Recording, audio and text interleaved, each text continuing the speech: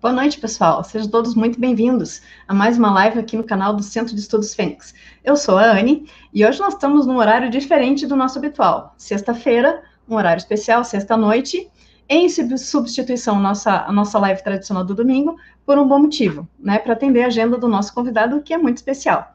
Dividindo bancada comigo hoje, a nossa querida Thaís. Bem-vinda, Thaís. Olá, Anne, para variar a gente aqui com assuntos quentes para trazer para todos vocês, né? Temos muita coisa para conversar hoje, vai ser muito legal a entrevista. Enquanto a gente está aqui aquecendo os motores, esperando o pessoal chegar, eu vou exibir para vocês o clipe do nosso curso Despertar Consciencial, que é a porta de entrada dos cursos online gratuitos da Fênix, para vocês conhecerem, e quem quiser, junte-se a nós. Vamos lá!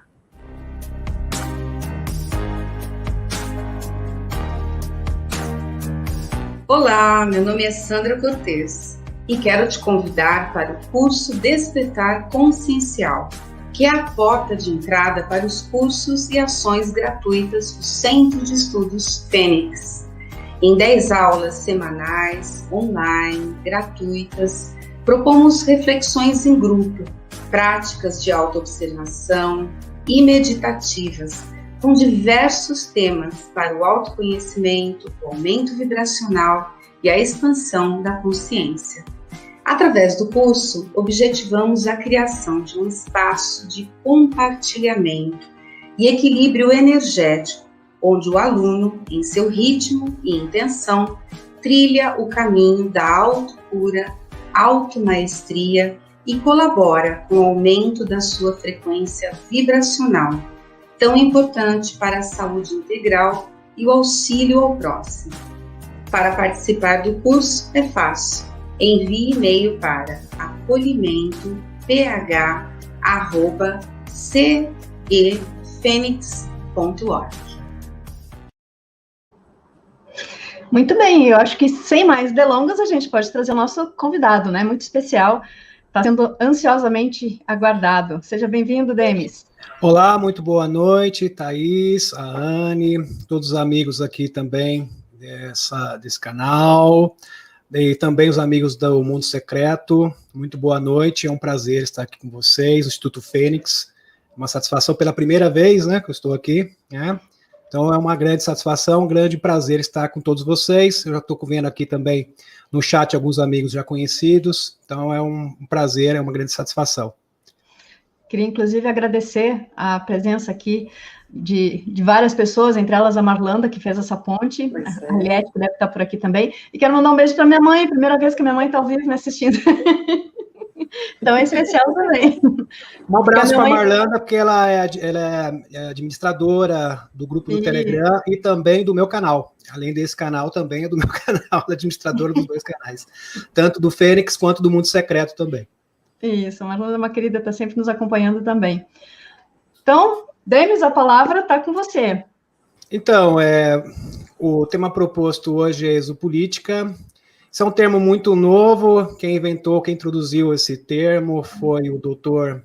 Michael Salla, acho que foi o primeiro pioneiro, não tem outro, e a gente tenta explorar isso. Existe a exobiologia, né? Então, existem, e também a exopolítica. Agora, a exopolítica é uma introdução a respeito disso. Então, uma exploração, ou seja, o que é a exopolítica? A exopolítica, ela vai além da geopolítica. O Dr. Michael Salla, ele é cientista político, e ele expandiu para uma nova área, que é o envolvimento dos extraterrestres com os acontecimentos globais que envolvem a política mundial, tá? Os governos e as instituições. Então, esta é a proposta do Dr. Michael Salla, que a gente também tenta apresentar aqui no Brasil, que é muito pouco explorado, poucas pessoas conhecem esse termo, e é fascinante, muito fascinante mesmo, né? Ele tem vários livros, né, que ele escreveu. É claro que é muito pouco, o assunto é muito vasto.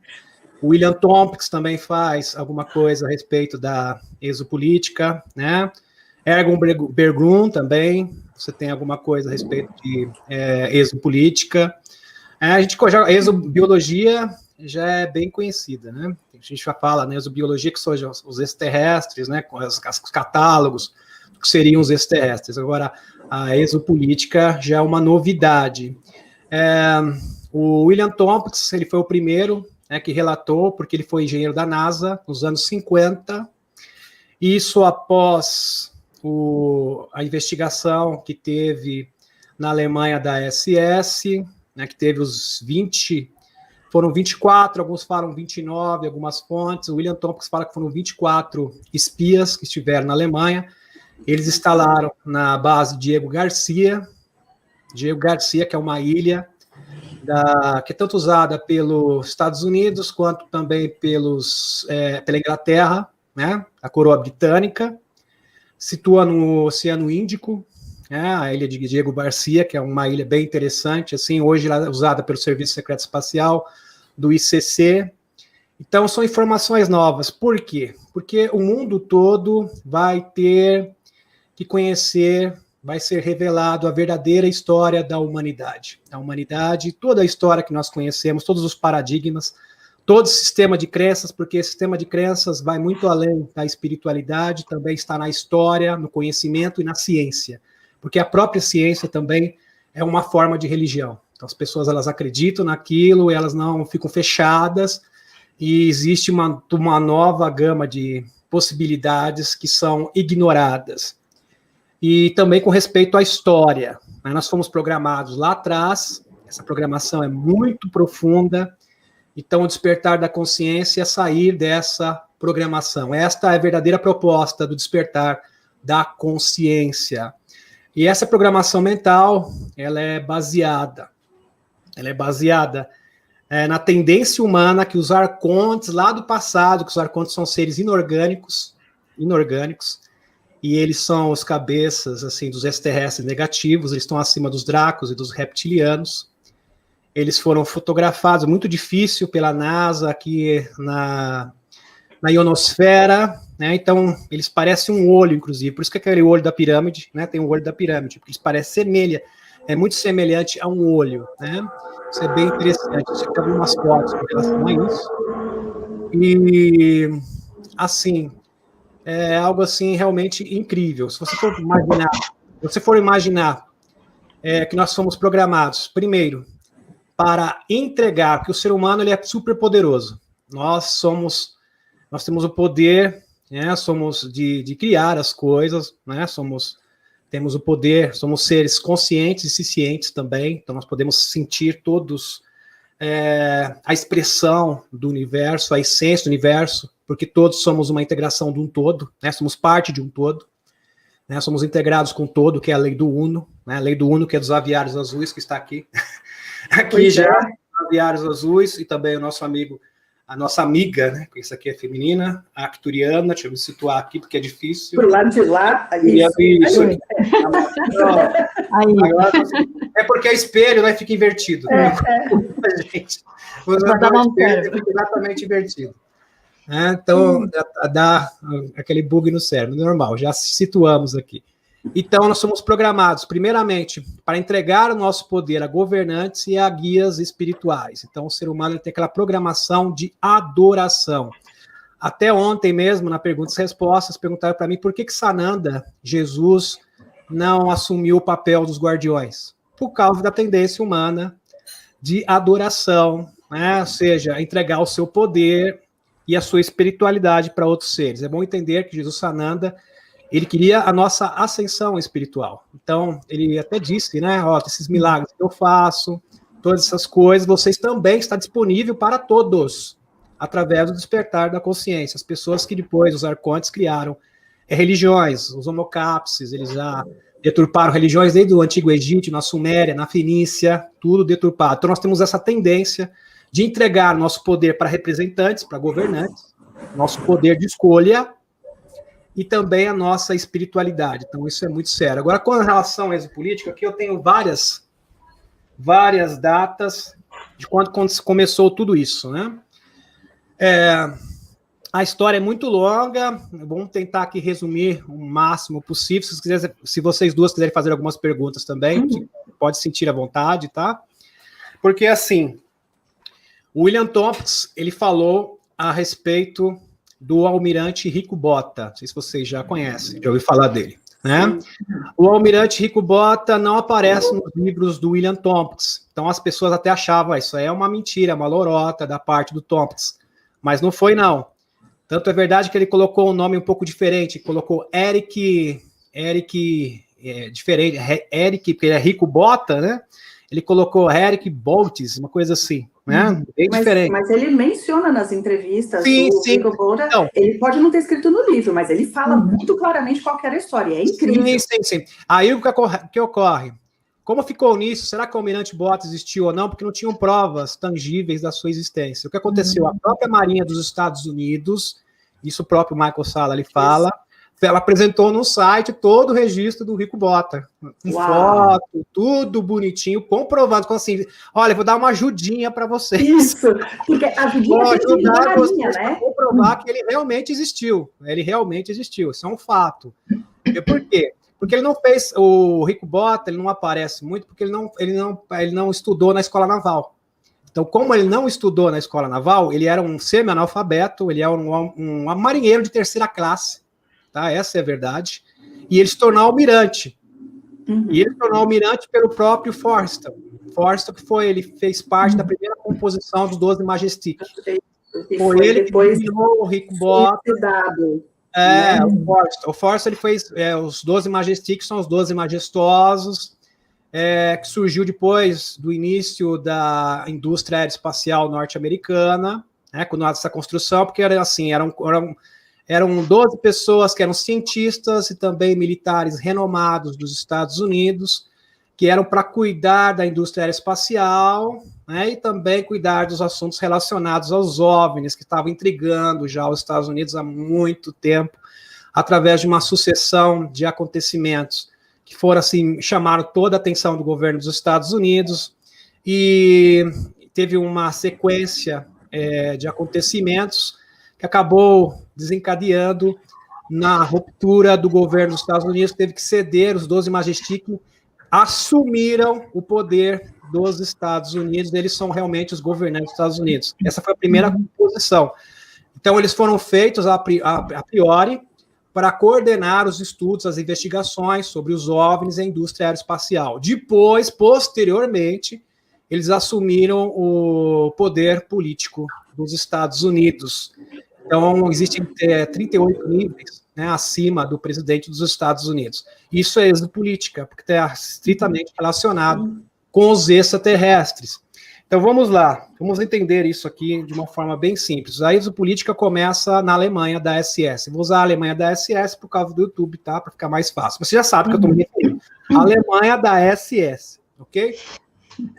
Em 1930, com a Maria Orsic. A Maria Orsic, ela canalizou os reptilianos, ela conseguia se comunicar com eles telepaticamente, então ela canalizava a mensagem dos reptilianos e dos nórdicos.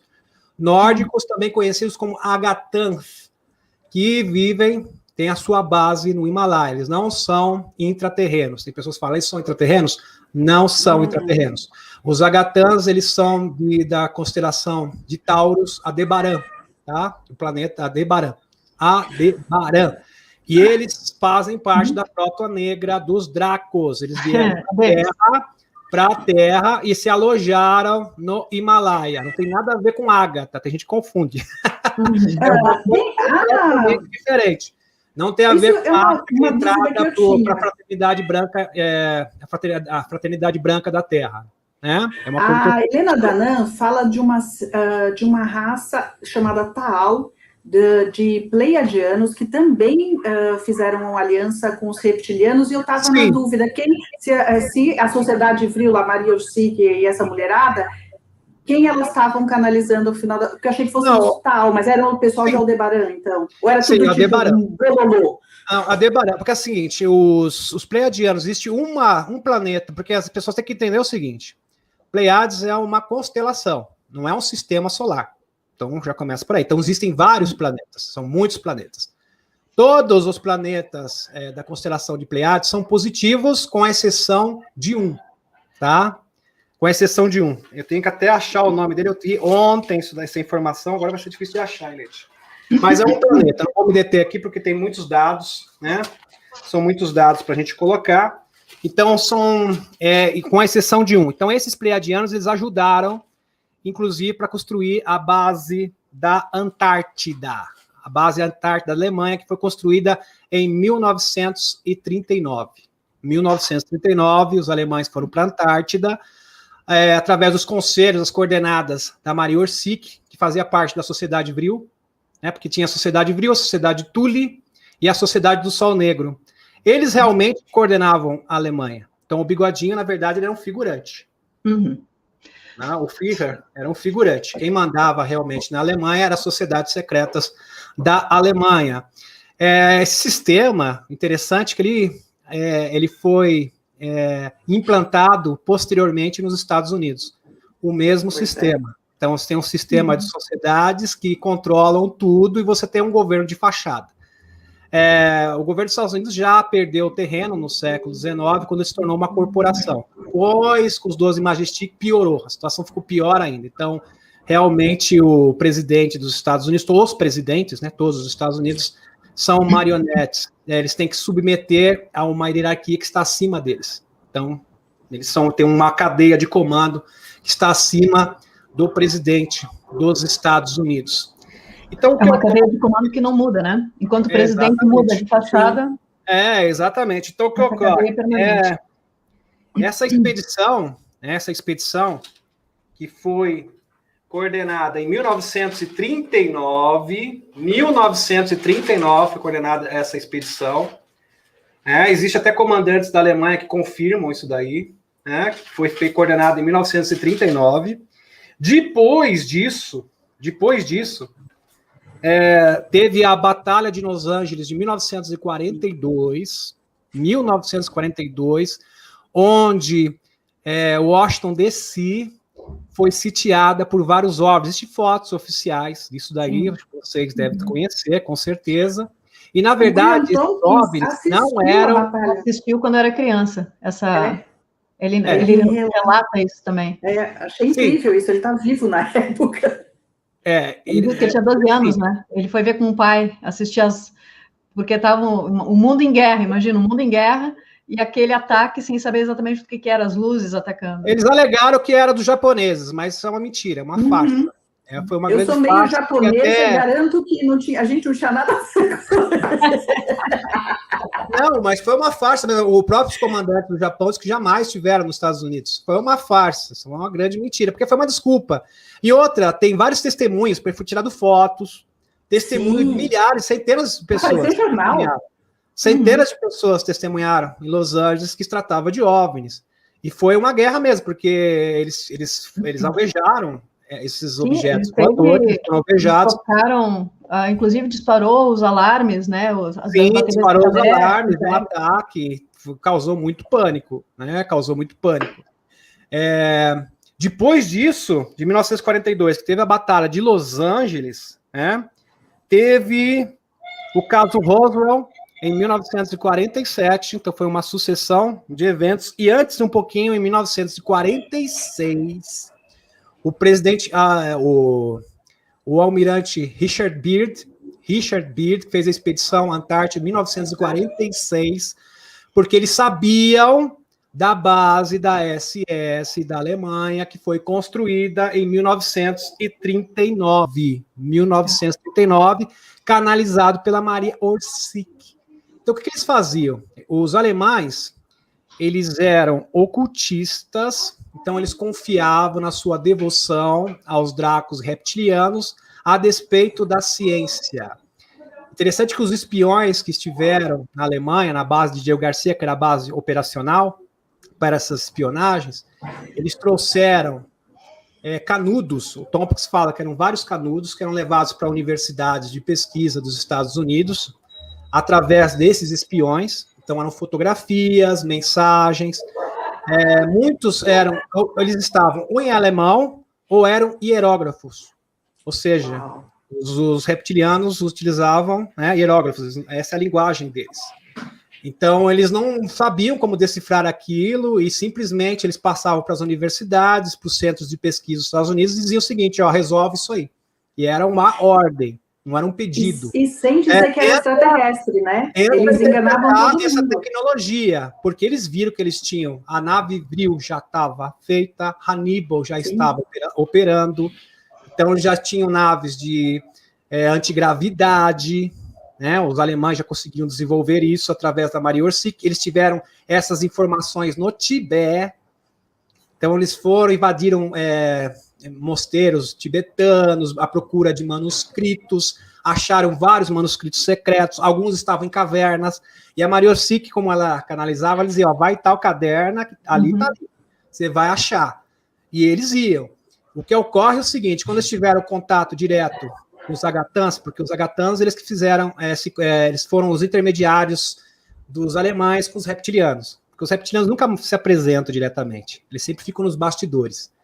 Então, eles usam os seus mandatários. Os mandatários deles, no caso, os capangas, eram os Agatans. E os Agatans que fizeram essa transação. Então, eles falaram o seguinte, olha, vocês vão pegar alguns artefatos para nós, eu quero artefatos religiosos, relíquias pelo mundo, vocês vão procurar essas relíquias, e em troca nós vamos dar tecnologia para vocês. Aí que veio até aquele filme, né, do Indiana Jones, né, Caçadores. Isso que eu estava pensando, né? Isso aconteceu de verdade, os alemães eles eram loucos, eram ávidos para procurar artefatos, ninguém entendia. Então eles procuravam o Santo Graal, eles procuravam a Arca da Aliança, eles procuravam de tudo, né, de tudo que você possa imaginar. Vimanas, iam na Índia, vieram até para o Brasil, na Amazônia, foi feita uma expedição para a Amazônia, procurando artefatos. Em toda a parte do mundo eles faziam essa barganha. Então eles trocavam, porque é o seguinte, esses artefatos eram dispositivos de tecnologia hiperdimensional. Para os alemães não servia para nada, mas para os extraterrestres era o que eles precisavam. Então, era mais ou menos, eu até falei numa live, era mais ou menos o que o Colombo fez aqui com os índios. Né? Ele aqui, olha, é o seguinte, eu tenho aqui para vocês, olha só, tem essa panela, tem esse colarzinho, trocar o espelho, né? Até um espelho aqui, a pessoa trocava por ouro, porque para ele não servia para nada, ele tinha ouro na mão, tinha diamante, mas para o índio não servia para nada, ele preferia ficar, eu quero o espelho, eu gostei desse negócio aqui. Então é mais ou menos isso que eles fizeram com os alemães, né? Para os alemães era um negócio que, eu quero um amuleto tal, lá do Iraque, lá da Suméria, eu preciso dessa pedra. Para eles que serve para quê? Para mim não serve para nada. Mas para vocês servem, ótimo. O que eles queriam era tecnologia de antigravidade e armamento. Eles queriam armas de plasma, laser, armas sofisticadas. É isso que eles queriam. Então falaram, vamos fazer um trato feito. Eles fizeram eles não tinham aquela busca por alguns portais, né? Diz que na região do Iraque, né, tem alguns portais. O próprio Stephen Chua, né? Vocês com certeza conhecem, né? Ele fala a respeito do Daniel também, que vem do Fábio Santos, né? No livro do Fábio Santos, ele fala também dos super soldados, eles procuram portais, porque existem várias linhas de lei, né? São centenas de linhas de leis, existem 10 principais e outras tantas linhas de lei pelo mundo que são portais naturais. E alguns portais naturais, próximo aos portais naturais, eles constroem portais artificiais. E existem também portais especiais, que, assim, eles são muito procurados, eles têm muito valor, porque eles vão para pontos específicos do universo que eles têm interesse de chegar lá, tá entendendo? Então, esses portais, principalmente que ficam no Oriente Médio, eles são muito disputados. Por isso que eles fazem os confrontos, né? Existe sempre confronto no Oriente Médio a todo instante, porque isso é uma cortina de fumaça para eles terem acesso a esses portais e também às tecnologias hiperdimensionais. A todo instante existe isso, então isso é feito de forma deliberada, né? Existe também para o orçamento negro. Então eles fazem aquelas batalhas demoradas de 1, 2, 3 anos, envolvem várias nações e com isso eles desviam dinheiro para o orçamento negro, porque o serviço secreto espacial é muito caro. Não é à toa que trilhões de dólares são desviados. O Pentágono mesmo foi de 2012 até 2010, parece que foram 10 trilhões de dólares, que ninguém sabe para onde foi. É verdade. Sabe para onde vai.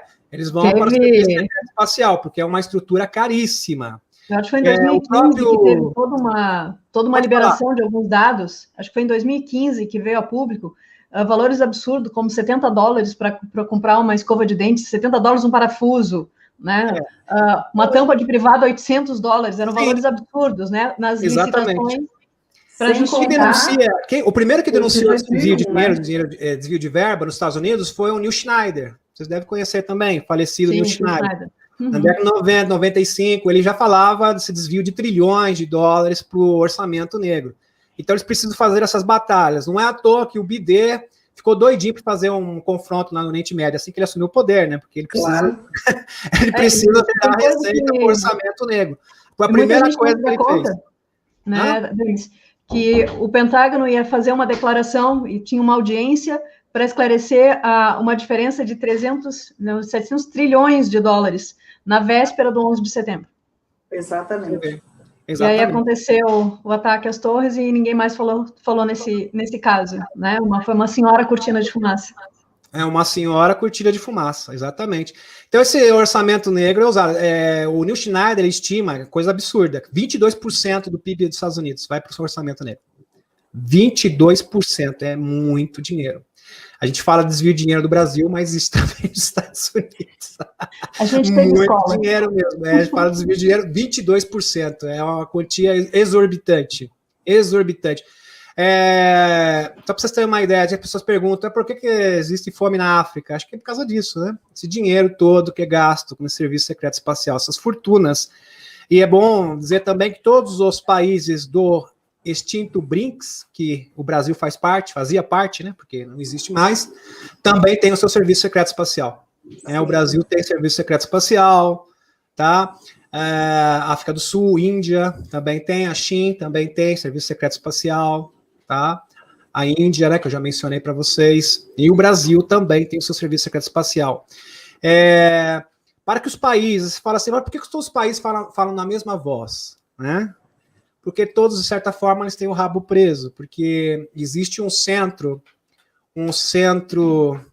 espacial fora do cinturão dos asteroides, né, fora do sistema solar, acho que é o cinturão de Kepler, que faz essa mesmo, cinturão de Kepler, e ali existe uma base fora do sistema solar, onde todas as nações têm o seu serviço secreto espacial, como se fosse uma Nações Unidas do Serviço Secreto Espacial.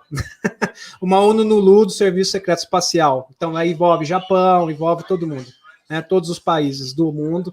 Então, por isso, de certa forma, um tem que cobrir o outro. Então, ninguém acaba revelando a verdade. Eles colocam todo mundo no jogo, envolvem todas as pessoas. Mas é bom dizer que sempre, em todos os locais, existem os chapéus brancos, tá? Eu vejo que você deve ser descendente de japonês, né? Sim, metade só. Eu vivo falando que eu sou meia japonesa, metade é toda a mistura brasileira. Então, eu já sou não sei, porque é mistura. Tá, ok. Mas assim, só para vocês terem uma ideia, no Japão, sobre a transição planetária tá fervendo lá. Eu acompanho. Então, o pessoal, o que a gente fala aqui parece que é só no Brasil, é só nos Estados Unidos, está repercutindo no mundo inteiro, já é uma tendência mundial. Eu fico muito feliz com isso, muito feliz. O Japão também fez parte do Serviço Secreto Espacial, ele fez parte do projeto de intercâmbio com os EBENs, né, do projeto SERPO.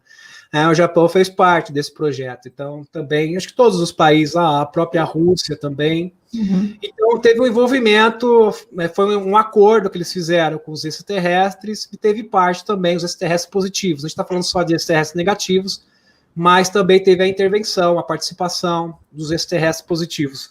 Então vamos começar aqui, vamos voltar, né? Melhor, vou começar, não, retornar. Vamos situar no assunto. Então, deixa eu colocar uma pergunta no ar antes de retomar. A gente está falando da Cabala Escura como uma coisa única, né? Esses governos secretos. Mas, na verdade, ele não é um corpo único. Também tem conflitos e disputa de poder entre esses controladores. Acho que isso é uma coisa legal de falar, porque também existe uma guerra de submundo que se reflete na nossa vida do dia a dia. Se você pudesse falar um pouquinho sobre isso. Com certeza. Nós temos a nobreza negra, tem os Illuminati, o grupo do Bilderberg, tem uma organização no Ocidente e do Oriente. Então, para vocês entenderem, existe uma cabala escura do Ocidente e outra do Oriente, tá? Outra do Oriente, que é chamado máfia casariana. Máfia casariana, tá ok? Que vem do czar. E essa máfia casariana é muito antiga. É lógico que ela foi mais conhecida depois do Nicolau II, que teve aquele atentado, depois veio os bolcheviques, mas ela já existia há muito tempo. Então, eles são... tem várias facções, vários ramos diferentes, e hoje eles estão brigados. Brigaram feio. Só que é interessante o seguinte, quando a gente fala máfia oriental, a gente imagina assim, são países do Oriente. Não, envolve o Ocidente, porque eles estão no Ocidente e a máfia ocidental também está no Oriente. Só para vocês terem uma ideia, a cabal gnóstica ocidental ela é muito forte no Japão. Muito forte no Japão. Ela tem mais influência e poder no Japão do que a máfia casariana. Hoje, por exemplo, no Brasil, a máfia casariana tem mais poder do que a cabe ocidental. Então, isso é muito relativo. Tá? É muito relativo mesmo. E, por exemplo, no Monte Fuji, há pouco, né, teve uma explosão lá, porque achavam que era uma explosão, uma questão vulcânica, mas não era, não. Foi uma base dos escuros ali, né, de uma fábrica de adre, você já sabe o que eu estou me referindo, que foi destruída não pela aliança da Terra, mas pelo um confronto que eles estão tendo entre eles. Tá ok? Olha, Denis, vou te fazer um relato que é interessante, assim, há um tempo atrás, tem uma pessoa, uma das facilitadoras do curso Tin Yang, que a gente dá na Fênix, ela é hipnoterapeuta. Uhum. E eu fiz uma sessão de hipnose com ela para saber se eu conseguiria recuperar algumas das informações desse momento atual, o que fazer, como lidar com isso e tal. E foi interessante que a gente perguntou especificamente se a tal da Operação Storm estava acontecendo mesmo, se ia ter um monte de prisões, como é que ia acontecer e tudo mais. E aí, depois, na hora que eu estava ouvindo a minha resposta não foi tão emocionante quanto eu esperava. Mas a resposta foi, a tempestade é real. Mas a história de que muitos dos criminosos serão devidamente presos, processados e condenados, não é exatamente assim que está acontecendo. Que a maior parte da queda dessa estrutura estava acontecendo por brigas entre facções, e assim eles estavam mutuamente se matando, e existia como se fosse uma barreira energética em volta, tipo um cercadinho energético para garantir que o estrago que eles fizessem fosse só entre eles, e não resvalasse para o resto da população, que é o que historicamente tinha acontecido, né? Mas foi muito bom você mencionar isso, Thaís, pelo seguinte, por que eles estão brigando entre si? Por quê? Tem um motivo.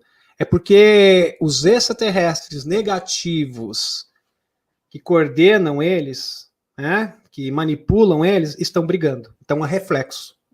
É um reflexo.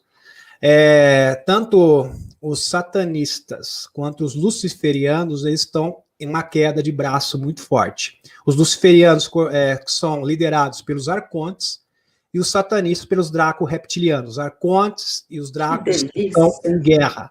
Eles estão brigando, eles não se entendem. Tudo bonadiente. Bonadiente, por que começou essa briga? Porque foi o seguinte, os dracos, isso foi informantes, denunciantes do Serviço Secreto Espacial, tá? O próprio Corey Goode também confirma essas informações, foi mais ou menos a seguinte, existem leis, regras que não podem ser violadas por ninguém, são as diretrizes intergalácticas, né? As leis intergalácticas. Todos devem obedecer e todos estão sujeitos a essas leis, inclusive os extraterrestres negativos. Eles têm que submeter a essas determinações. Então, ninguém pode burlar isso, tá? Se burlar, a coisa fica feia. Então, tem uma intervenção direta. Eles não são bobos, eles não vão fazer isso. Os dracos, eles estavam negociando uma rendição para escapar daqui, para fugir. Ou seja, vão entregar todo mundo e eu saio ileso. Clássico da máfia, né? Clássico da máfia. Vou negociar, eu vou embora e deixa tudo na mão deles. Exatamente porque eles são mafiosos. Eu estava até estudando isso hoje. Exatamente como a máfia. Aliás, o espírito da máfia é o espírito dos dracos-reptilianos e extraterrestres negativos. Inclusive, esse termo deles... Os outros estão sabendo disso. Esse termo cabala que a gente usa significa máfia. Esse termo que é usado para descrever esse grupo, cabala, a tradução é máfia, né? Exatamente. É uma organização secreta, uma organização que não aparece com fins nada nobres. Então, é exatamente essa a estrutura. É o governo oculto, né?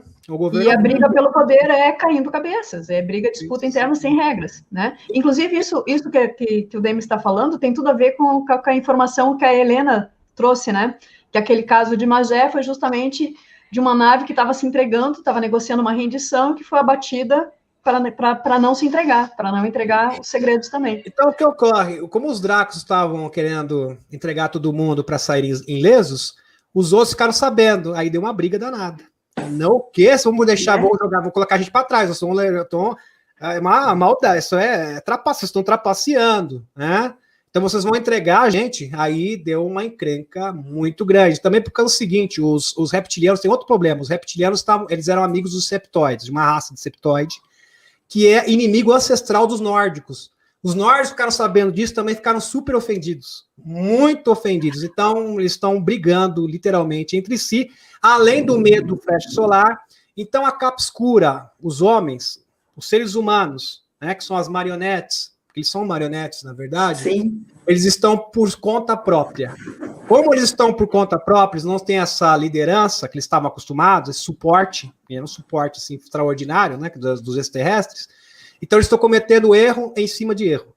Estão brigando, não se entendem mais, existe uma grande confusão também por causa da nobreza negra, do Vaticano, com a máfia casariana. Então, eles estão literalmente assim em confronto, estão em batalha, e essas batalhas acontecem nos túneis. Então, muitas pessoas pensam que é a Aliança da Terra ali que entrou lá. Não, às vezes é o escuro mesmo que foi lá, o lugar do outro lá, foi fazer um ataque. Foi uma ofensiva no escuro contra outro escuro.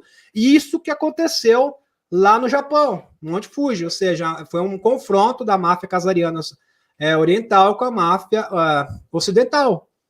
E essas duas dinastias, elas surgiram lá atrás, também tem a ver com a história da humanidade da Antártida, tá? Da Antártida, surgiu há muitos anos atrás, né? Muitos anos, há 55 mil anos atrás, para ser mais preciso, quando Tiamat vieram para cá. Não sei se vocês conhecem, deve ser, com certeza vocês conhecem, eu vejo que vocês são muito inteirados, estudiosos. São muito estudiosos. Tiamat Maldek, que formou aquele cinturão de asteroides que está entre Marte e Júpiter, né? Nenhum cientista sabe dizer a origem disso, porque não dá para entender, porque tem esse cinturão de asteroides. Nós sabemos que são os detritos, aquilo que sobrou da grande explosão. O que ocorre? Eles vieram para cá, tem uma longa história, tem vários detalhes, eu vou pular essa parte aqui. Eles vieram para cá na Antártida, em 3 naves-mães, que foram denominadas Nina Pinta Santa Maria, que é para fazer aquela piada, né? Colombo. Elas estão ali, aí formou a primeira civilização pré-adamita. Os Homo sapiens tinham mais ou menos entre 3,5 metros a 4 metros de altura. Eles tiveram muitas dificuldades de viverem aqui no nosso planeta, porque eles não tinham, as naves estavam muito avariadas, né? Tinham avarias, não tinham como sair daqui. E eles tinham apenas pequenas espaçonaves, que eram naves-mães, tinham umas de 50 quilômetros de comprimento. 50 quilômetros de comprimento, tá ok? Por isso que eles fazem essas expedições para a Antártida, existe toda uma história. E existe também uma peregrinação. Você sabe que o Islã tem aquela peregrinação que eles têm que fazer para Meca, né? E os escuros têm que fazer uma peregrinação para a Antártida. Eles têm a religião deles. Então, eles fazem. O príncipe Andrew esteve lá. Então, eles vão fazer essas expedições que eles precisam lá, porque são os ancestrais. Eles acreditam que eles são os descendentes diretos dos pré-adamitas, que eles são os eleitos da Terra. Eles acham que isso, exatamente assim que eles pensam. Para você compreender o inimigo, você tem que entrar na cabeça dele, né? Para você entender ele, como que funciona. Então, eles acreditam nisso. Eles acreditam que eles são os descendentes dos pré-adamitas e dos Homo sapiens. As pessoas pensam, mas todo Homo sapiens tem aquele cabeção? Não necessariamente, porque eles têm aqueles crânios alongados. Então, eles estiveram na América do Sul, estiveram na Ásia também, eles espalharam para todo o planeta, né? Tem essas tradições. Você vai ver isso na Nefertiti, né? No Antigo Egito, né? Que tem isso daí, Akhenaton, Nefertiti, tem os crânios alongados. Você vai ver aqui também os maias, os astecas, os incas aqui na América do Sul, que também, Nazca, no Peru. Nazca é mais incrível ainda, que foi encontrado até múmias de híbridos de reptilianos com ovos dentro. Não sei se vocês chegaram a ver isso, né? Com ovos, isso aqui, é comprovado que não tem origem extraterrestre. Não sei se vocês, alguma das duas, ficou sabendo. Sim, Isso foi documentado. Ficou conhecido como as múmias de Nazca. Com fotos e tudo mais, né? Então, o que acontece? Como eles tinham dificuldade, porque é o seguinte, eles tinham problemas sérios com a gravidade aqui e com a pressão atmosférica. Então, eles não conseguiam caminhar aqui, nem respirar, literalmente não conseguiam respirar aqui no nosso planeta. Então, eles formaram híbridos para se adaptarem melhor, você entendeu? Para sobreviverem aqui, caminhar na Terra sem problemas, porque eles ficavam praticamente isolados nas cavernas subterrâneas da Antártida, que para simular, né, no caso, a gravidade e a pressão atmosférica, né, a composição do ar, lá de Tiamat e de Maldek. Então, eles formaram híbridos. Depois teve um cataclisma, eles eram brigados, olha, lá atrás eles já eram brigados com os reptilianos, eles já tinham uma encrenca com os reptilianos. Eles chegaram a vencer os reptilianos, depois os reptilianos retornaram para a Terra novamente. Aí teve um grande cataclismo, que foi o cataclisma da Atlântida. Depois disso, praticamente toda a sua civilização pré-adamita foi destruída, eles foram dizimados, então existem vários corpos de Homo capiens lá, foram descobertos, depois eu vou falar todos esses experimentos científicos. Eu já estou fazendo spoiler aqui da próxima live, viu? Domingo. A gente vai dar detalhes a respeito disso, com documentos, dados, etc.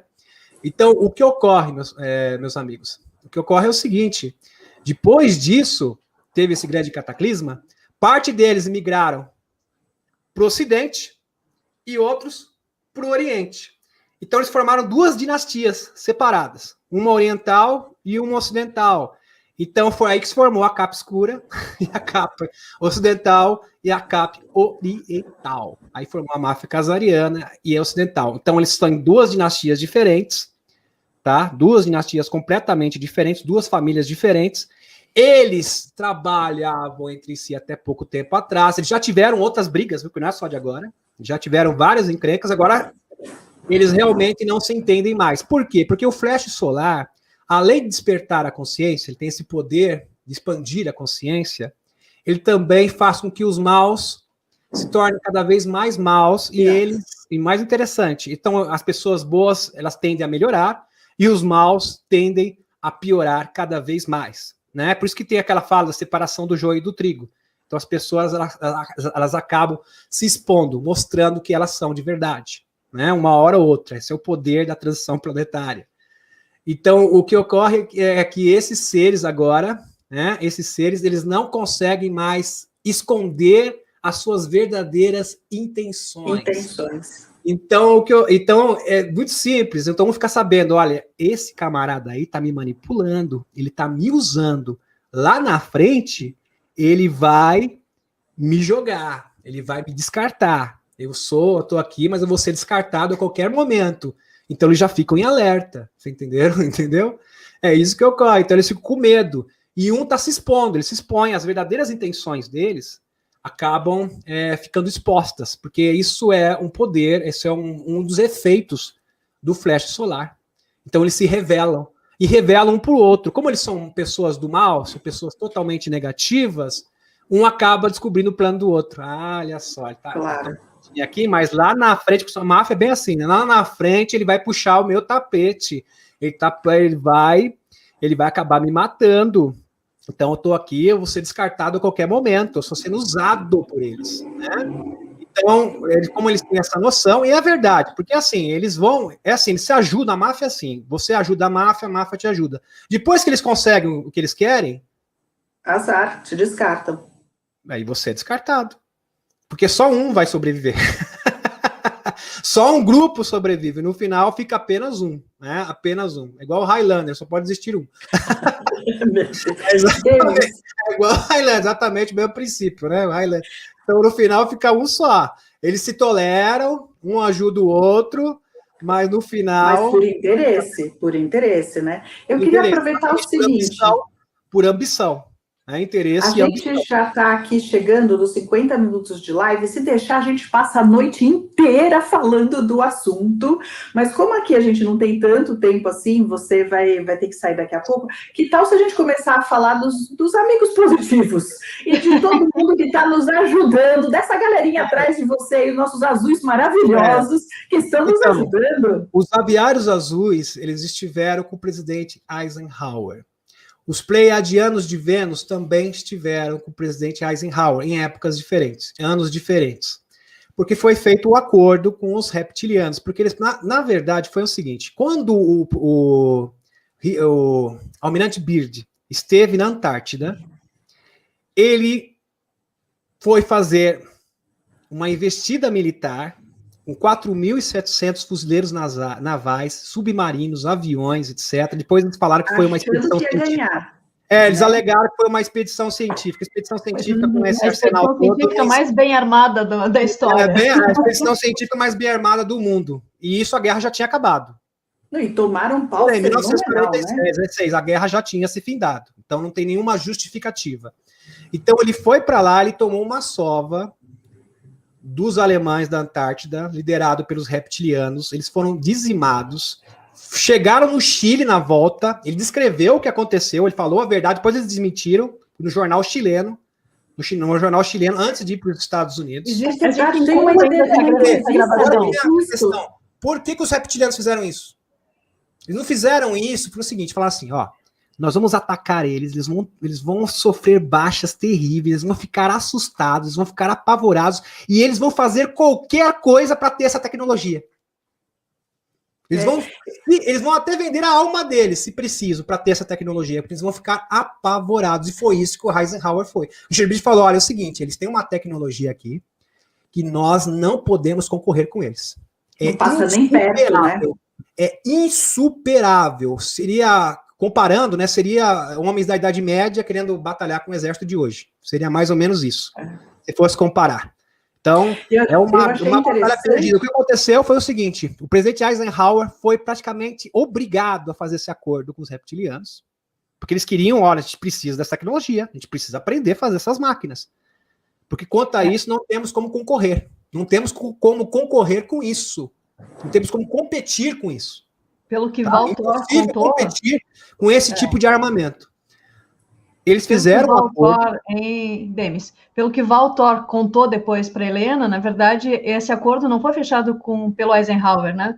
Mas sim pelos 12... Os 12 Majestic. Pelos 12 Majestic, mas o Eisenhower teve que concordar. Tanto que depois disso ele faz aquele célebre discurso dele alertando sobre o poderio da indústria militar, né? Do arsenal. Sim, mas ele foi praticamente obrigado, né? Em outras palavras, ele foi obrigado a ter que aceitar esses termos. Né? Aí já mostra que os 12 Majestic já tinham mais poder que o presidente dos Estados Unidos. Né? Já uma evidência disso. Mas ele teve que sujeitar. Como ele sujeitou, os aviários azuis chegaram para ele e falaram o seguinte, mostraram todo o plano deles, tudo bonitinho. Eles foram... o presidente, acho que foi o Truman, né, que foi o antecessor do Eisenhower. Se não me engano, é isso mesmo, exatamente, o presidente Truman. O presidente Truman já tinha também preparado os termos do acordo. Os aviários azuis estiveram com o presidente. Eles, infelizmente, todos os governos do mundo recusaram os aviários azuis. Depois veio o Valiante Thor, em 1957, com o presidente Eisenhower, e fez um acordo paralelo com o presidente Eisenhower. O presidente Eisenhower fez, eu vou fazer um acordo com vocês, mas é extraoficial. Esse foi feito um acordo extraoficial com os pleiadianos. Depois, na década de 50, foi escrito o livro Marrom, onde teve mais de 1.442 canalizações dos aviários azuis na América, um surto de canalizações, porque eles disseram o seguinte, como os governos não querem ouvir, vamos falar com o povo. Vamos falar com o povo, já que o governo não quer ouvir, vamos trazer a mensagem para o povo. Quantas antenas aí ouçam, né? Aí que a gente entra. Exatamente. O que aconteceu? Eles falaram o seguinte, nós vamos embora, mas nós vamos retornar em 2012, e a transição planetária, nós vamos vir, vamos ficar, nós vamos permanecer aqui, e o que vai acontecer, o destino do planeta vai ser esse, independente do desejo de vocês, esse é o destino do planeta. Eles foram bem claros. Tanto é que agora eles retornaram em 2015, né, porque vieram os novos guardiões, né, existem os novos guardiões que têm a sua identidade não revelada, sim. Mas eles estão com as suas esferas aqui, em todo o sistema solar. Então, isso é um alerta, isso é um alento para todos nós. Né? Isso é fantástico. Sem falar também, a Lei do Uno que ela começou a ser escrita em 1960 e 1980, A Lei do Uno, que é fantástico, eu recomendo muito vocês lerem a Lei do Uno. A Lei do Uno é o manual da transição planetária, nosso guia, tá? A gente fala da Lei do Uno brevemente em um dos cursos do Despertar Consciencial da Fênix, tem uma aula que a gente fala brevemente da Lei do Uno para quem quiser se aprofundar. Sim, então, a Lei do Uno fala assim, tem uma pessoa que perguntou, tá na Lei do Uno, por que a Confederação não faz uma intervenção direta aqui no planeta? Ela falou, os aviários azuis disseram o seguinte, se a Confederação descesse aqui na Terra, fizesse uma intervenção, exterminasse os escuros, que isso é muito fácil, é muito simples eles executarem isso, eles seriam tidos como deuses. E sendo tido como deuses, o livre-arbítrio seria comprometido. Mais uma vez. O livre-arbítrio das pessoas seria comprometido e a missão seria desperdiçada, ou seja, as pessoas iam retornar, iam regredir, iam retroceder. Não é isso que eles querem. Então, o poder de mudar tudo isso está em nós mesmos. Nós somos poderosos. Então, o dever deles é nos conscientizar do nosso propósito, do nosso trabalho, e saber que nós temos todos os meios para que a transição planetária aconteça. Veja o seguinte, o despertar da consciência é como se fosse uma barreira energética. Essa barreira energética, estando em consonância com o flash solar, é o suficiente para expulsar, expelir todas as forças negativas do planeta Terra. Então, todos os seres que estão conectados a essa força negativa vão ser extirpados juntamente. Você está entendendo? Eles vão ser expelidos do planeta. Então, a nossa parte, despertar da consciência, por isso que nós não devemos sentir raiva, nós devemos controlar os nossos sentimentos. Eu sei que é muito difícil, não é fácil, mas é uma questão de exercício, alegria. A Lei do Uno também fala que se todas as pessoas rissem, ficassem alegres um dia só, a transição planetária aconteceria no outro dia, no dia seguinte. No dia seguinte, todas as pessoas do mundo dessem risada, ficassem felizes. Vamos ficar felizes, vamos ficar alegres, aquela vibração positiva. Os escuros iam ser exterminados no dia seguinte, já estaríamos na 5D. Então, é fantástico. O poder que nós temos é extraordinário, só para mostrar o poder que vocês têm. Então, vocês têm poder de se libertar. Usem esse poder. Esta é a mensagem dos aviários azuis. Então, por isso que eu estou indicando, nós somos guias. Nós não queremos ser os seus salvadores. Porque se a gente for no seu salvador, vocês vão ter aquele vínculo. Não, porque eu devo para você, porque o aviário azul, isso vai virar religião, nós vamos voltar para a terceira densidade de novo. Vai virar uma crença... E não é isso que eles querem. Não é isso que eles querem, porque isso já aconteceu antes, né? Exatamente. Então, o poder está nas nossas mãos. A nossa vibração é um poder extraordinário, incrível, e as pessoas não têm noção do poder que elas têm. Então, o que acontece? Os arcontes, eles entenderam o seguinte, eles são poderosos, eles são seres da 12ª dimensão, porque nós temos 12 filamentos do DNA, 2 apenas usamos, né? Nós temos 10 aí, espirituais, adormecidos. Então, o que a gente vai fazer? Eles vão entregar o poder deles para nós, através das religiões e dos governos. Então, eles vão terceirizar esse poder. O ser humano não gosta de tomar decisão. Somos programados para isso. Nós não queremos ser o senhor do nosso destino. Nós entregamos o nosso destino, a nossa escolha na mão dos outros. Nós terceirizamos isso. Isso é um problema muito sério. Essa é a principal programação mental que foi embutida no ser humano e que, volta e meia, nós insistimos nisso daí. Isso distorce a nossa consciência. A nossa consciência é distorcida através dessa programação mental. Então, nós temos que superar isso. Por isso que a gente fala do sistema de crenças, a gente fica se batendo toda hora, né? Que sair do sistema de crenças, tem que ter um despertar da consciência, né? Questão de dogmas, você não ficar preso à sua espiritualidade é um todo. Serviço aos outros, não serviço a si mesmo, porque o serviço a si mesmo é a base, é o princípio da capa escura, né? Que é você... Eles acham assim, eu sirvo a mim mesmo e os outros têm que me servir. Então, na cabeça deles, eles são a elite. Nós existimos para isso mesmo, nós existimos para servi-los, só para isso. Essa é a função da existência do ser humano. Na cabeça dos comedores inúteis, como o povo já falou, né? Já deixou escapar, os comedores inúteis. Comedores inúteis. Inclusive, aí você já respondeu a Helena, já respondeu a Helena de quando nós vamos nos livrar desse lixo. na hora que a gente assumir o nosso próprio poder e tomarmos o controle disso. Eu acho que é o David Wilcock que apresenta muito bem isso, né, dizendo que a gente está acostumado a transferir o nosso poder. E ele cita exemplos, assim, de quando a gente vai num estádio torcer por um time de futebol, ou quando vai num show de um artista, as pessoas direcionam a sua energia, né, a gente direciona essa energia emocional, essa atenção toda, em prol daquele que a gente gosta ou daquele que a gente teme, né? Então, e quando a gente se vê acuado, a gente procura um salvador, né? Então, a gente simplesmente direciona todo o nosso poder interno para o outro, e o outro se alimenta disso, né? Então, a gente precisa entender que essa doação, a gente pode chamar, inclusive, isso de doação de ectoplasma, porque é exatamente isso. Então, essas pessoas que estão no poder, tanto encarnados quanto desencarnados, quanto esses seres não físicos que o Demi está falando, eles se alimentam dessa energia, desse ectoplasma que a gente lança, né? E a gente lança isso quando faz uma oração para um Deus que não é exatamente um Deus, a gente lança isso quando cria um outro sistema de crença num extraterrestre, ou seja, no que for, e também naquilo que a gente teme, porque o que a gente teme, a gente fortalece com o nosso medo. Então, o que a gente precisa aprender é exatamente a confiar no próprio poder e dizer, eu posso. Não o outro vai fazer por mim, mas eu posso, né? Exatamente. Guardar essa energia em nós e tomar a decisão. Eu não consinto. Eu sou um ser soberano, eu não consinto mais. É só isso, é tão simples. É tomar consciência do próprio poder. E pronto. Exatamente.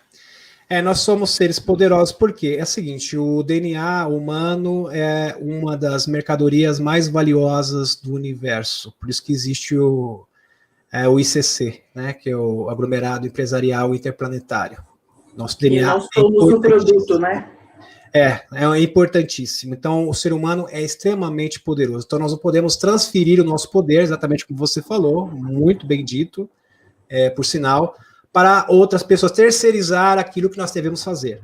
Né? Não devemos terceirizar e nem colocar na mão dos outros, porque isso é uma tendência, é uma programação mental. Quando você entende que isso é uma programação mental, olha, eu fui programado para fazer isso, para pensar assim, para agir dessa maneira, para que seres negativos me controlem. Então, quando você tem essa consciência, você começa a mudar, tá? Você já começa a mudar. Então, eu não vou servir mais como instrumento na mão desses trevosos. Eu vou me libertar, eu vou ser livre de verdade. Um detalhe interessante, Sananda, Jesus, quando ele ascendeu para a 12ª dimensão, agora está na 15ª, 16ª dimensão, o que ele queria? Olha, esse poder que eu tenho, vocês também podem ter. Todo ser humano pode ascender à 12ª dimensão. Eu consegui, porque ele, através de Maria, ele teve orientação da Aliança Esmeralda, dos remanescentes da Atlântida, da Ordem Ametista também. Então, ele foi instruído desde pequeno, então ele conseguiu despertar, acionar os seus filamentos do DNA adormecidos, e ele conseguiu utilizar a tecnologia vibracional. Por isso que ele curava, ressuscitava e fazia todos aqueles milagres. E o que ele dizia, isso que eu estou fazendo, vocês podem fazer até mais do que eu. E as pessoas não entenderam. Isso é para todos, é um poder que vocês têm, é inerente a vocês. Eu sou amigo de vocês.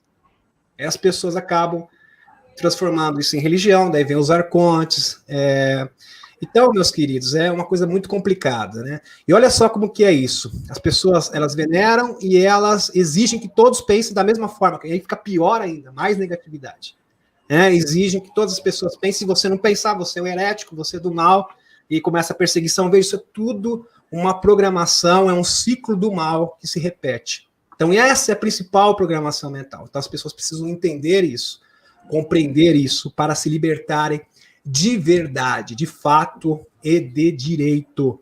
E saber que todo o poder está nas nossas mãos. O ser humano, ele é poderoso, ele tem toda a capacidade de se libertar. O que a Confederação veio fazer aqui? Ela veio nos guiar, mostrar, olha, você é igual um passarinho que tem asas e não sabe usar as asas. Então, você sabe voar, meu querido. Você tem asas, você tem os meios para voar. Então, eu vou te ensinar a voar. Tá, ok? Mas quem vai decolar é você. Eu não vou decolar por você. Eu não vou poder voar por você. Você vai ter que voar sozinho. Entendeu? Você vai ter que voar por si mesmo. Porque às vezes a gente fica pedindo, não, mas voa por mim, mas você tem asa. Entendeu? É isso que a confederação está dizendo, mas você tem asa, você pode voar. Eu não tenho que voar por você. Entendeu? E, aliás, é muito mais difícil você... por mim, eu não tenho que mastigar por você. Você tem boca. Mastiga.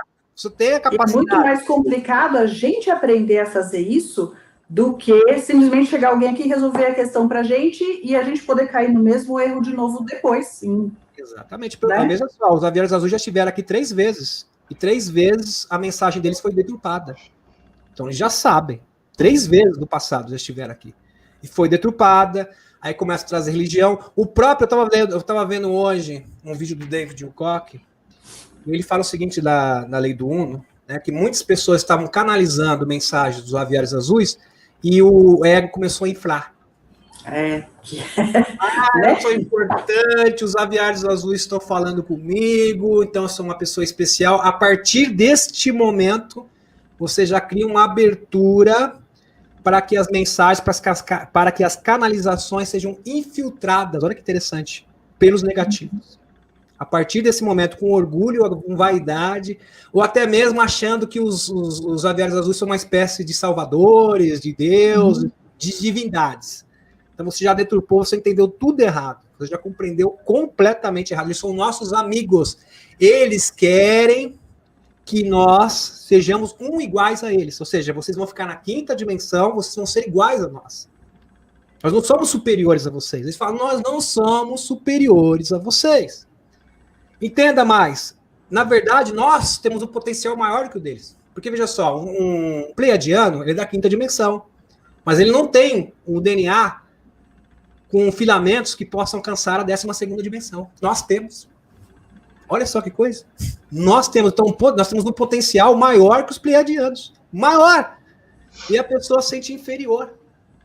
Então, só do fato de você se sentir inferior, um coitadinho, tira isso. Você não pode sentir um coitadinho. Você não pode sentir um coitadinho e muito menos inferior. Você é igual a nós. Nós somos seus amigos. Nós não queremos ser os seus governantes. Nós não queremos ser muito menos deuses. Os seus deuses. Nada disso. Nós somos os seus amigos. Vocês vão fazer parte da confederação. Assim como a fraternidade branca. Apesar de serem, no futuro, eles vão ser os conselheiros da Terra, eles são nossos amigos. Amigos. Não deuses. Eles não devem ser vistos como deuses, porque isso é uma programação mental, né, que foi feita. E isto é o maior obstáculo para o despertar da consciência. O maior de todos os obstáculos deve ser superado. Então, esta é a nossa missão. Nossa missão é pensar como seres de 12ª dimensão. A partir do momento que você começa a pensar e ver o mundo como um ser evoluído, você já começa a evoluir. Isso é maravilhoso. Você já começa a evoluir. Os filamentos do DNA, porque a natureza, o flash solar, tudo é propício para isso. Falta o quê? Nós cumprirmos a nossa parte. Cumprindo a nossa parte, não tem nada que possa deter a nossa ascensão. Nada. Absolutamente nada. Então, isso é esplêndido, né? Então, são boas novas. São as boas novas que nós temos. Eu vou falar aqui também um pouquinho. Os 12 Majestic, eles foram estabelecidos em 1952. Tá? 1952 foi estabelecido os 12 Majestic. Depois nós tivemos a Operação Paperclip, que vocês sabem, né, que foi a integração dos alemães da SS, os cientistas da SS, aí, mesmo em 1958, e nesse mesmo ano que foi fundada a NASA, coincidentemente. Né? Coincidência. No mesmo ano, né? E eles que assumiram a NASA, o primeiro que foi o Wernher von Braun, né? O Wernher von Braun que era o coordenador da NASA. Então, tem até aquela coisa, para os alemães não perderam a guerra, simplesmente se mudaram para os Estados Unidos. Eles se mudaram para os Estados Unidos. E para a Antártica, né? E para a Antártida também. Foi exatamente isso que aconteceu. Então, meus amigos, essa janela não é uma janela de oportunidades que está acontecendo. Porque a partir de 2012, do projeto Montauk, projeto Fênix 3, do Bill Wold, ele foi bem claro, todas as linhas de tempo convergem para a transição planetária. Então, não existe uma linha temporal que vai convergir na vitória dos escuros. Ela não existe mais. Até 2012, eles tinham alguma esperança. Existia alguma esperança para a capa escura. Agora, não resta nenhuma esperança. Nosso destino está traçado. Agora, o caminho para chegar lá Nós podemos escrever. Existem vários caminhos. Até chegar lá, né? Exatamente. Pode ser doloroso, pode ser o caminho fácil ou o caminho difícil. Isso nós podemos escolher. Agora, o destino da humanidade já está traçado. Já está traçado e não pode ser modificado. Não pode ser alterado. As linhas temporais, tempo e energia. Tem pessoas que pensam que linha temporal, essa visão de tempo linear é uma ilusão. Assim como é a morte. A morte também é uma ilusão. E essa sequência de tempo linear, presente, passado e futuro, é uma ilusão. Tempo é energia. Então, a nossa energia que molda o tempo. Então, se você está feliz, se você tem uma vibração positiva, o tempo vai ser moldado com a sua energia. O tempo, com a energia coletiva. É assim, se eu tenho uma visão positiva, eu vou ter a melhor versão do tempo possível dentro da minha energia. Agora, quando todos estão emanados na energia positiva, aí a gente muda o tempo. Olha que coisa incrível. Até o tempo, presente, passado e futuro é alterado. Tanto é verdade que até as nossas memórias vão ser modificadas, vão ser mudadas. Então tem coisas que você vai esquecer, principalmente as coisas negativas, quando você estiver aqui na dimensão, simplesmente elas vão desaparecer. Aí a pessoa fala, mas esse negócio de apagar as coisas da memória é manipulação. Não, meu querido, porque nunca existiu isso. Foi apagado do tempo. Não é que foi apagado da sua mente, foi apagado do tempo. Bom, simplesmente nunca existiu. Você está entendendo? Isso vai estar acontecendo. Então é uma coisa muito mais profunda que você imagina. Muito mais profunda. Muito mais ampla, né? E as pessoas não têm noção do tamanho, da proporção disso. Imagine, tempo e energia. Então, o que significa? Significa o seguinte, o tempo é elástico. Então, eu posso tentar alterar o tempo, eu vou tentar modificar as coisas, eu vou tentar mudar o pensamento das pessoas, eu vou tentar fazer de tudo. Como ele é elástico, ele volta o quê? Para a sua forma original. Você pode esticar, ele volta para a sua forma original. No máximo, você consegue paralisar o tempo. Por isso que existe uma bolha temporal. A bolha temporal ela é causada por causa da nossa energia negativa, mas, ao mesmo tempo, o exército de luz usa isso ao nosso favor. Porque, queira ou não, isso é uma forma de nós termos mais tempo dentro dessa bolha temporal, paradoxalmente falando, para que mais pessoas possam aderir ao despertar da consciência. Então, as mesmas coisas negativas, porque assim, olha, a capa escura nesse momento está naquela situação assim, nós não sei o que fazer, eu não tenho alternativa, então o que eu faço? Eu quero ganhar tempo, porque ganhando tempo, quem sabe aparece alguma coisa para mim.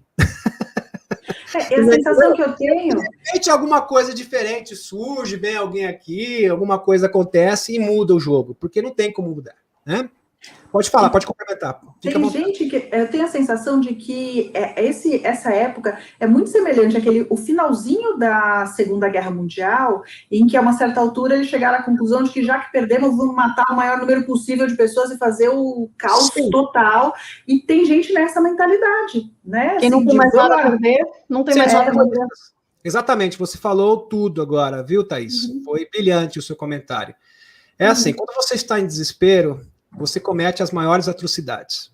Por quê? Como você sabe que você está fadado a perecer, você quer levar consigo o maior número de pessoas possíveis, ou seja, você age igual a um terrorista. É assim que pensa o terrorista. É um terrorista. Então, vamos aniquilar, vamos destruir. E outra, eles sabem que vai acelerar a transição planetária é a nossa energia positiva.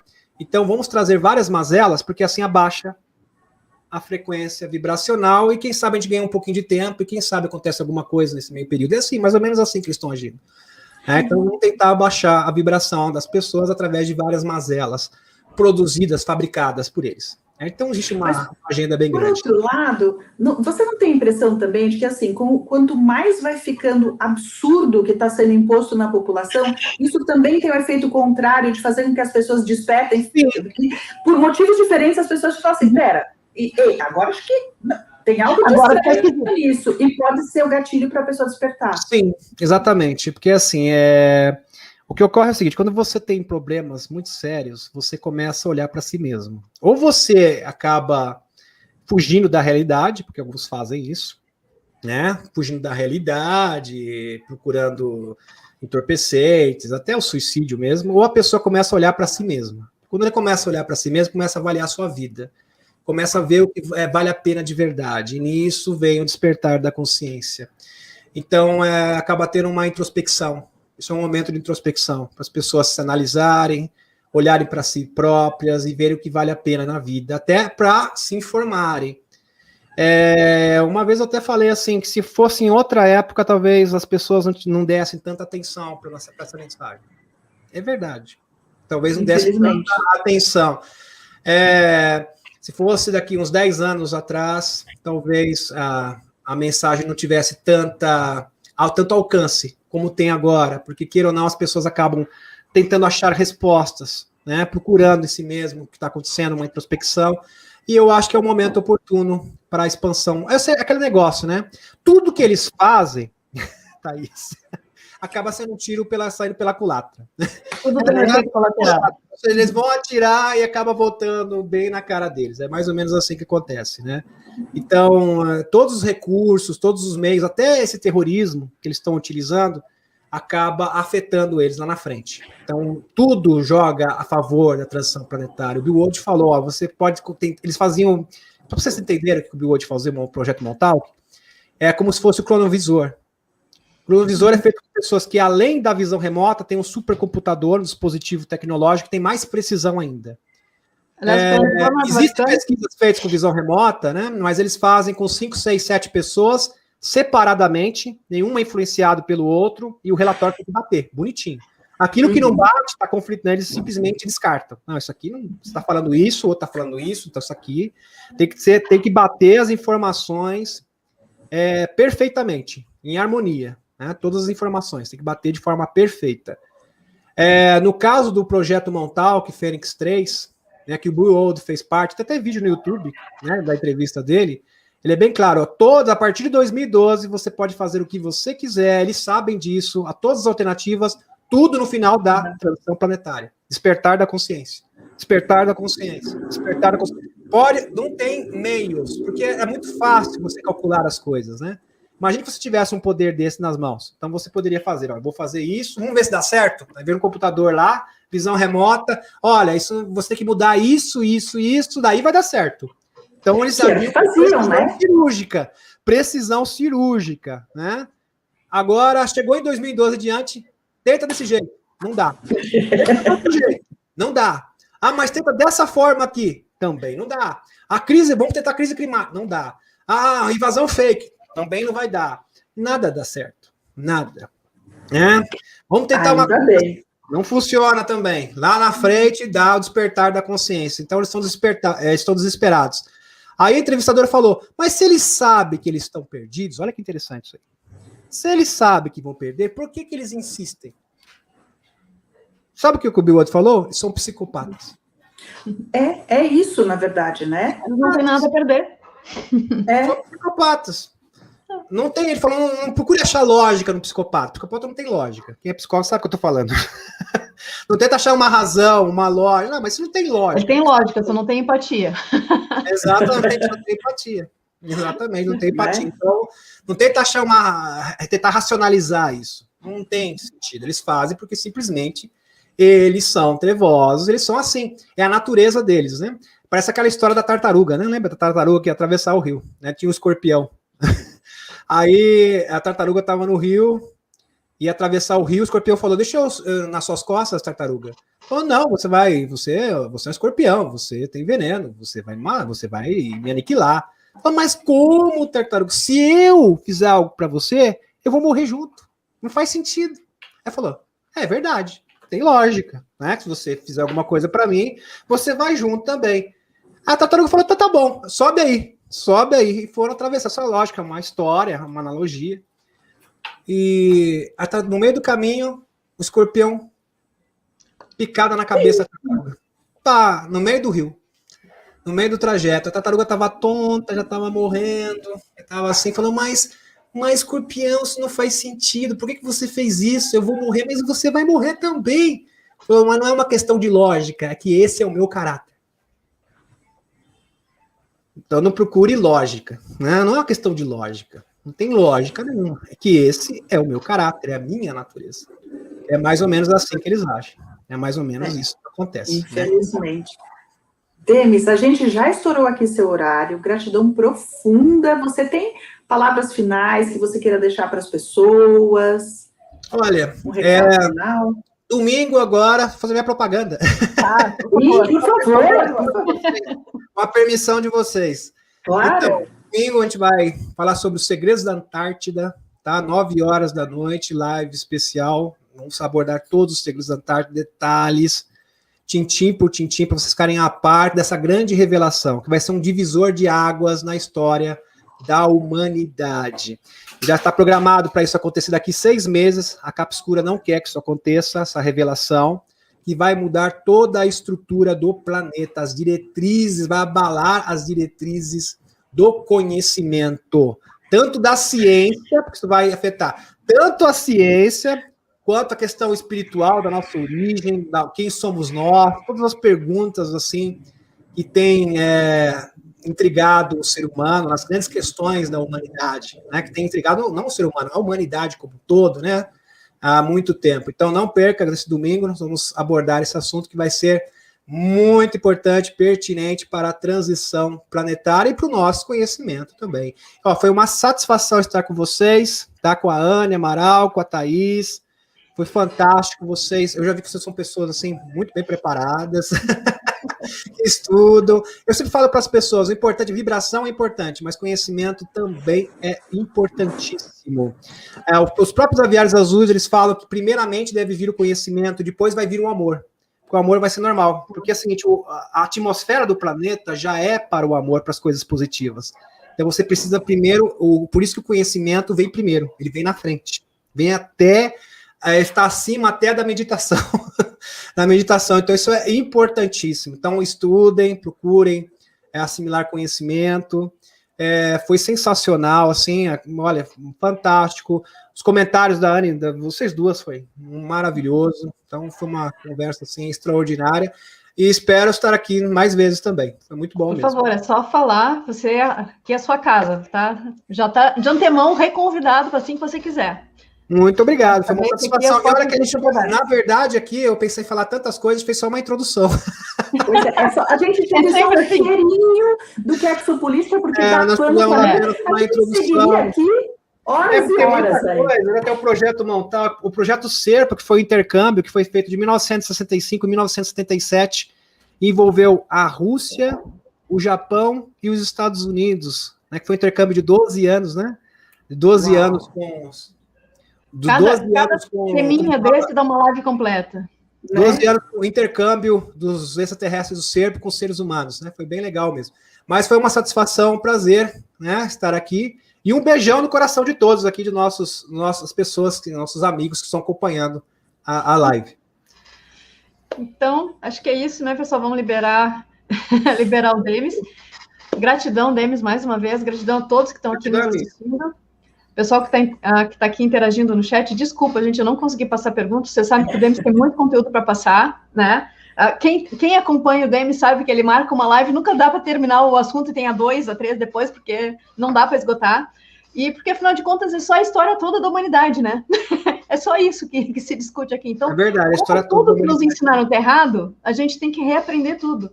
Então, assim, a dica é essa, quem ainda não conhecia o Demis, vá atrás dele, tem o canal Mundo Secreto, o Demis Viana, só coloca no YouTube, procura Demis Viana, vai achar os canais dele facilzinho, tem um monte de coisa lá para aprender, tá? Então, assim, tá achando que perdeu tempo, vai lá e assiste mesmo. Isso, e recomendando aqui para vocês, se inscrevam também no canal aqui do Instituto Fênix, viu? Recomendo, muito bom canal, todos os amigos, eu recomendo que se inscrevam aqui também, tá? Nesse canal maravilhoso. Então, acho que é isso, gente. Uma boa noite a todos, um bom final de semana. Tchauzinho. E até mais, gente. Até mais.